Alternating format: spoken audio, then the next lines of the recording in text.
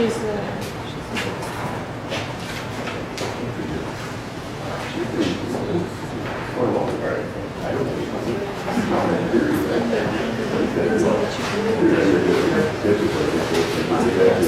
how much?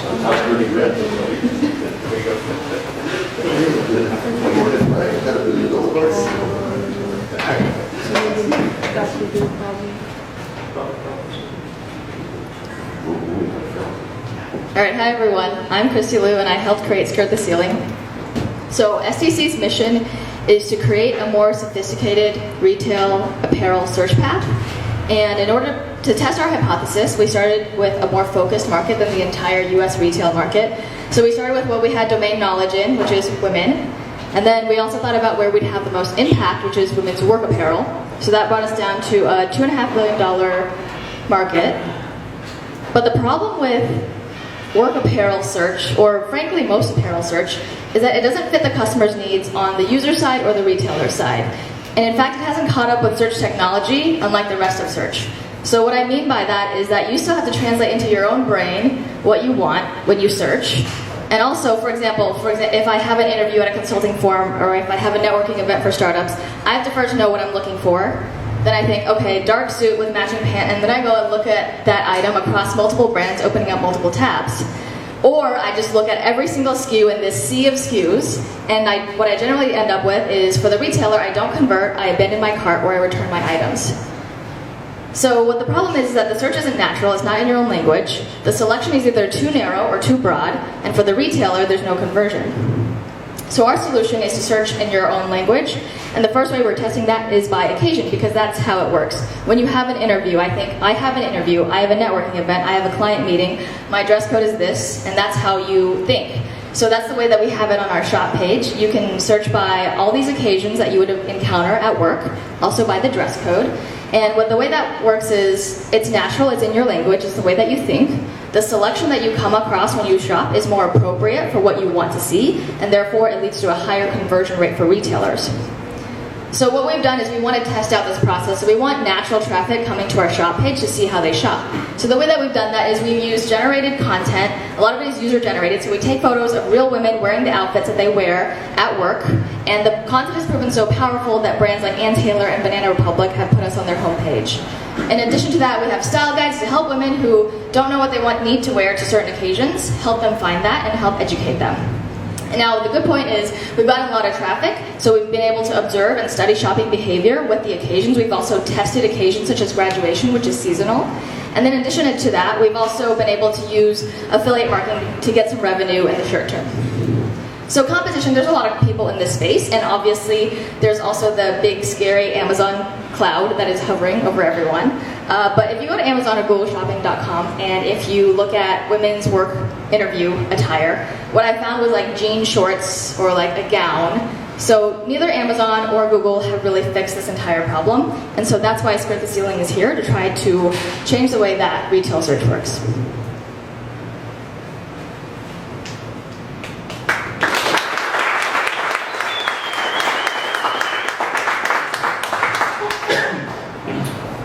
Talking about how you go to Google Shopping and you pull out jean shorts for a business function. How are you curating it to avoid those problems? So right now what we do is manual. So in the future we want to build the same version but automated. So what we do is we'll pull a lot of SKUs from the typical workwear women's websites, so J. Crew, Ann Taylor, Banana, and there's a lot of APIs where you can do that easily.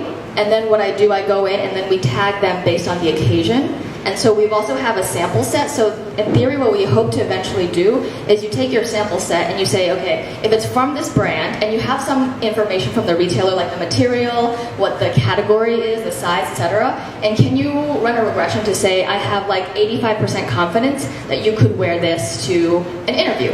And then we have that data, and then after that, you would have a human to browse it over and say yes or no to kind of correct your training set, and then you'll be able to eventually calibrate so that with like a better confidence level, you can say you can wear this to at least a business formal function.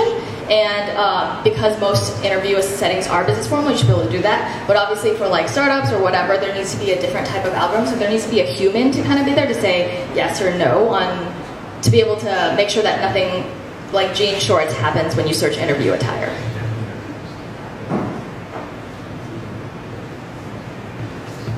how granular are you able to categorize this? So if someone's searching for interview, do they need to specify business interview, West Coast versus East Coast, or startup versus executive? Yeah.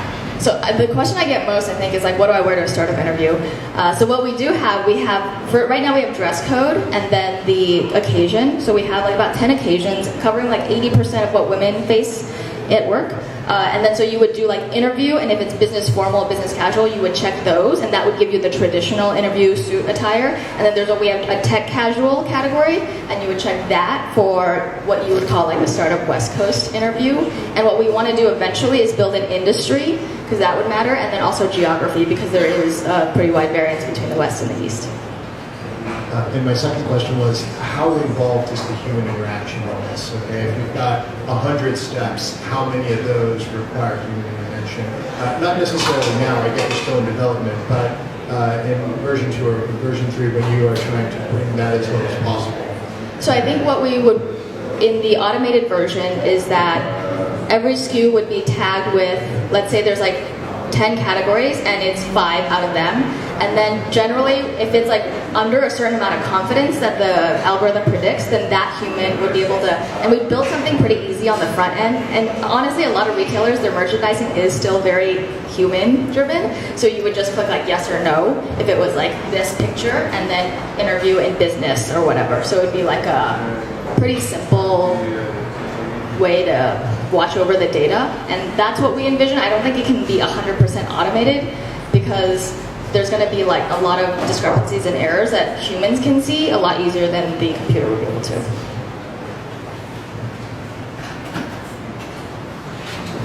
How do you deal with different cultures using the same platform? Like, for example, if a Mexican woman wants to attend a family reunion or something like that, but then if somebody from the U.S., Yeah. you know, like somebody from Boston wants to go to the same family reunion, like, how do you deal with those differences? So right now, I think for the extended future, we're going to focus on women's workwear. But actually, I think that, so I come from an immigrant family, and I think that that's where a lot of the need is, because honestly, I didn't know what to wear to an interview, and no one told me. So I'd have to figure out by myself, and I think that that's why we do a lot of content, because there's a little bit of a mission where we want to just help people. And I think that there are families of women where they don't have the people ahead of them to show them what they need to wear, and then the people around them or the people in media don't look like them. And that's something that we've been doing with Who or What, is we've been showcasing a lot of women from very diverse backgrounds, and also a lot of different industries, to show people that you don't have to go do consulting or banking like everyone else does, and there's a lot of other options out there. Thanks, guys.